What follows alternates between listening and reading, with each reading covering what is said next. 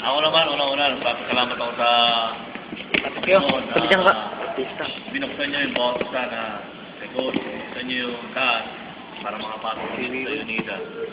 Binuksan niyo na, binigay niyo ng opportunity na Sabi dyan ka. hindi, hindi ko naman talaga basketball. So, ayun nga, binuksan ni Coach yung pintuan para makapagturo. Kaya nagpapasalamat ako doon. Salamat din ako sa inyo dahil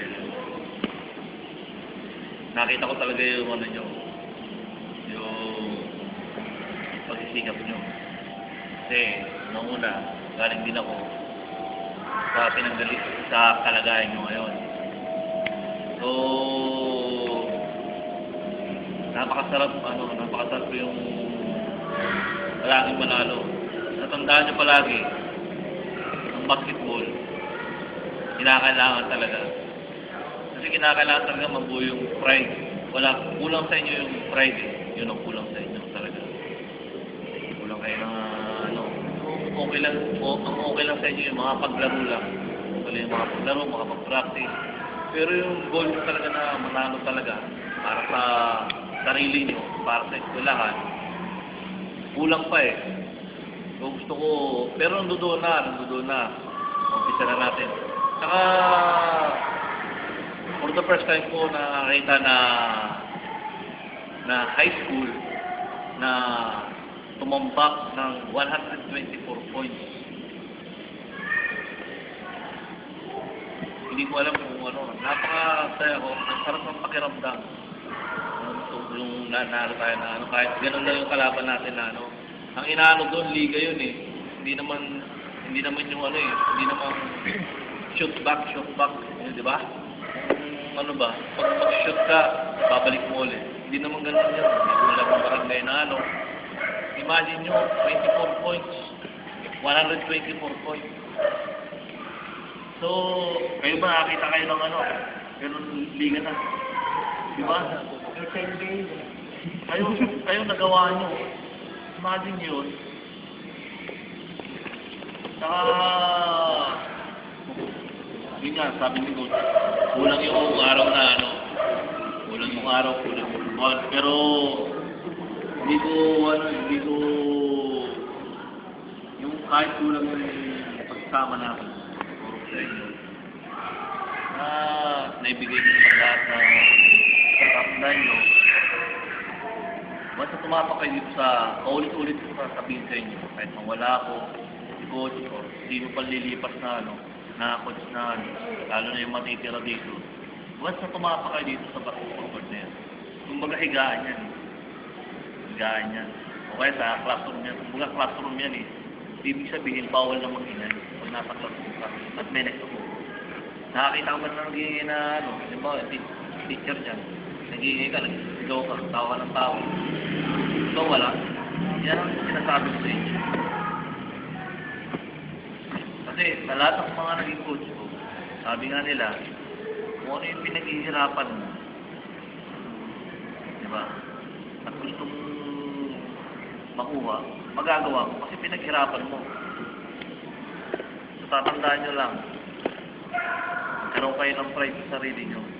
Kaya na huwag kayong papatalo. Gusto ko, nakadikit sa Facebook, yan sa champion kayo na isa, yung ilan natitirang liga. Dahil wala na kayong wala na kayong ibang malakas na mga kalaban dyan. Tuloy-tuloy na yan. So, sa mga Tamo, Saki, kay Lugi, kay Gervil, kay Castro, kay Klein, kay Owa, kay Bandol, sa mga hindi ko kayo, sa mga KFF, yung mga yung matitira dito. Wala tumulong namin kayo na may oras mong pagbibiruan eh. May oras mong pagbibiruan, may mga paulit-ulit yung sinasabi sa inyo. Kaya huwag nyo sa amin yung opportunity na napakaganda na start ninyo. Kasi pag tatandaan naman kayo may isip nyo dyan. Diba ko, may isip na lang pagkalit na. Ayun, champion parang isa dyan, alumni kayo. Eh kung hindi po, kung magtatampiyo kayo ng alumni, tapos tampiyo kayo, kayo ang pinakamaraming champion dito, kahit sinong dumating na alumni, magkasalubong kayo, magkakwentuhan kayo about sa basketball. Hindi kayo kayang pagmayabangan. Pero, tandaan nyo, kahit ano mangyari, maging humble kayo. Di ba? Kasi, nalalaman naman yan, nababalita eh, kahit hindi kayo magkwento. So, basta tandaan nyo, ang pagpapractice, kung ano yung pinapractice nyo, paulit-ulit yung sinasabi sa inyo, kung ano yung pinapractice nyo, yun ang kalalabasan ng laro nyo. Kung nagpapractice kayo ng loko-loko at hindi na shoot, huwag kayong umasa na pagdating ng laro, shoot yan.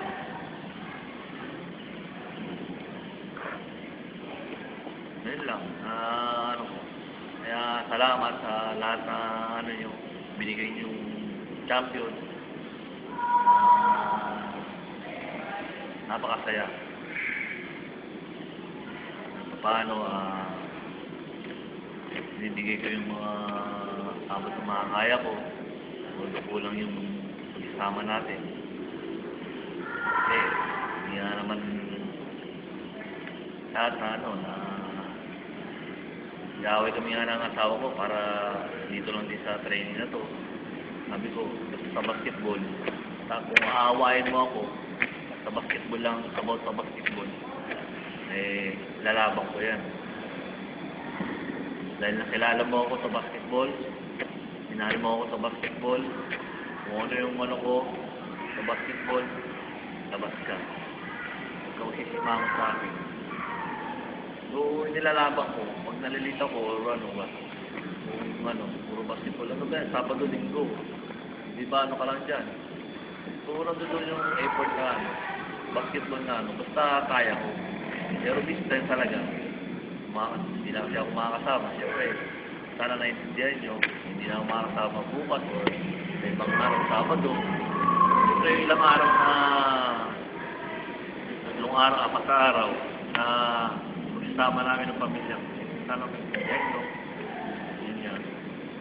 Dahil 2 taon ang mawawala, o extend pa, taon. Noon.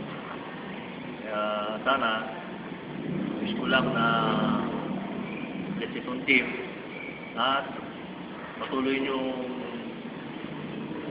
kung ano yung umpisahan nyo. Pag-champion nyo, diretso na yan. Mga matitira, tandaan nyo, yung matitira, kapag loko-loko ang isayo nyo, wala mangyayari. Tandaan nyo yan. Sa lahat ng tinuro ko sa inyo, lahat na itinuro ko na sa inyo, kung paano bumax out, kung paano manggulang. Lahat na. So, tandaan nyo, huwag kayo matatakot dahil basketball ang pinasok. Tatandaan nyo, magkaroon kayo ng pride sa sarili nyo, kahit sa imahan lang yan, kalamas kayo naglalaro. Magkaroon kayo ng pride. Tatandaan nyo, mag-aral kayo mabuti. Kasi, experience ko yun eh. Pag hindi ka nag-aral, hindi ka magbabasketball. Kasi sayang yung opportunity. Carlo, kahit si Dave, kahit kanyang kaliit, dito sa high school pa lang siya dito, nag-seryoso ng basketball. Ang karirin niya yan hanggang college. Carlo, madidiscover yan. Walang imposible. Walang maliit na basketball, walang malaki. Di ba? Sabihin mo, maliit ka. Oh. Example ko, bibigyan ko ng example ng malaki. Napakalaki, pinakamalaking tao sa Pilipinas. Si Dilio, height si Dilio? 7'3". Siya ang pinakamalaking tao dito sa Pilipinas. Hindi si Balingit, si Dilio. Height niya ay 7'3".